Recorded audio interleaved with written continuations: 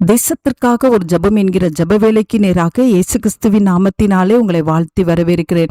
இன்றைய நாளிலும் குடும்பங்களிலே கடன் பாரத்தினாலே சிக்கப்பட்டு இருக்கிறவர்களுக்காக இன்றைக்கு நாம் ஜெபிக்க போகிறோம்.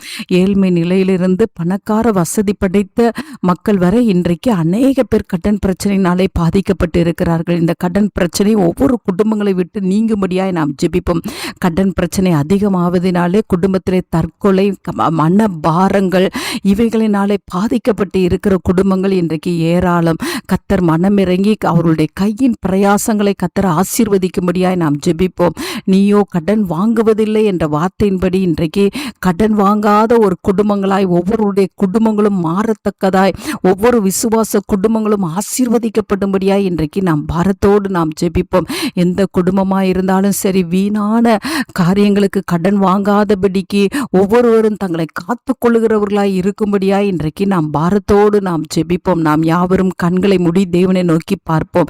எங்களை நேசிக்கிறதான நல்ல தகப்பனே, இந்த நாளிலும் ஆண்டவரே கடன் பிரச்சனையினாலே பாதிக்கப்பட்டு இருக்கிறவர்களுக்காக நாங்கள் பாரத்தோடு நாங்கள் ஜெபிக்கிறோம். ஆண்டவரே திருமணத்திற்காக, ஆண்டவரே இன்னும் படிப்புக்காக, இப்படி ஆண்டவரே பல காரியங்களுக்காக, குடும்பத்தின் தேவைகளுக்காக கடனை வாங்கினவர்கள் உண்டு சுவாமி.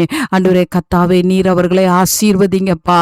ஆண்டவரே கடன் வாங்காதபடிக்கு ஆண்டவரே அந்த கடனெல்லாம் கொடுத்து தீர்க்கத்தக்க பலனை கர்த்தர் தரும்படியாய் நாங்கள் ஜெபிக்கிறோம். ஒருவேளை ஆண்டவரே அநியாய வட்டிகளிலே சிக்கப்பட்டு இருப்பார்களானால் ஆண்டவரே கர்த்தருடைய கரம் இன்றைக்கு ஒவ்வொருவரையும் விடுதலையாக்கும்படியாய் நாங்கள் ஜெபிக்கிறோம். ஆண்டவரே அப்பாவுமே நன்றியோடு ஸ்தோத்திரிக்கிறோம். கடன் பிரச்சனையினால யாரும் தற்கொலைக்கு நேராக போகாதபடிக்கு காக்கப்பட கர்த்தர் உதவி செய்யுங்க.